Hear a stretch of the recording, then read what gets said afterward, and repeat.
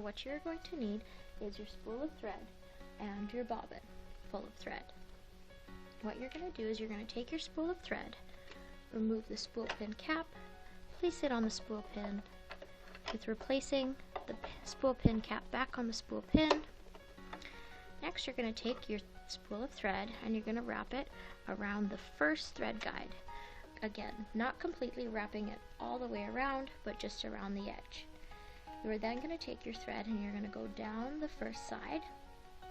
Then you'll go to your upper tension. In the diagram arrow right here, we're going to follow the upper tension. Just to expose our take-up lever, we're going to open the side part here. And what we're going to do is we're going to take our thread from the right side of the take-up lever to the left side, hearing that little click, making sure our thread is locked in. Our thread should never be threaded the opposite way and creating a crossing section, because that will be very dangerous when we start to sew. So going through the take-up lever, down, we're going to continue down to our second thread guide, this little lip right here.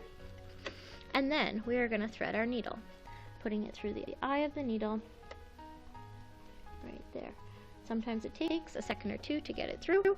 If you cannot get it, you can always use a pair of scissors to cut the end.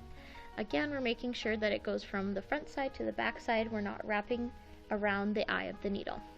Once we have it threaded, it's a great habit to get into, to putting your thread through the presser foot and out the back of your machine. Now that we have our top of our machine threaded through, we're going to continue with our bobbin to thread our bottom of the machine. So what we're going to do is we're going to take out our throat plate, pulling that little lever, removing our throat plate for now, taking our bobbin, and we're going to make the letter P. We're not going to make the letter D, we're not going to make the letter B, we're going to make the letter P. Taking the bobbin, making the letter P, we're going to place it into the bobbin case, and we're going to take the thread and we're going to put it through our lower tension, which is this little silver lip here again, following the arrow diagram. Once we have it through our lower tension, we're going to let go of our thread, our bottom thread, and we're going to grab the top of our thread, just holding it, pinching it in our fingers. We're then going to take our other hand and put it on our hand wheel on the side of our machine, and with one full revolution towards ourselves, we're going to go and grab our bottom bobbin thread. It's a technique I like to call fishing. So watching the needle go down and back up, you'll see our top thread coming around to catching our bobbin thread, our bottom thread.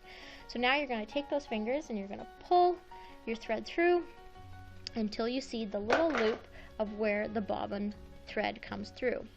Then I like to take my bobbin or my throat plate to catch that little loop, to catch my bobbin thread. Sometimes you can use tweezers, scissors, or a pin even to pull it through. So now we have both of our threads threaded through our machine. We have our bobbin thread coming through the little hole between our feed dogs, and we have our top thread through the eye of the needle, through the presser foot, and placed at the back of the machine. Once we have both of these set, we can replace the throat plate, and now we are ready to sew.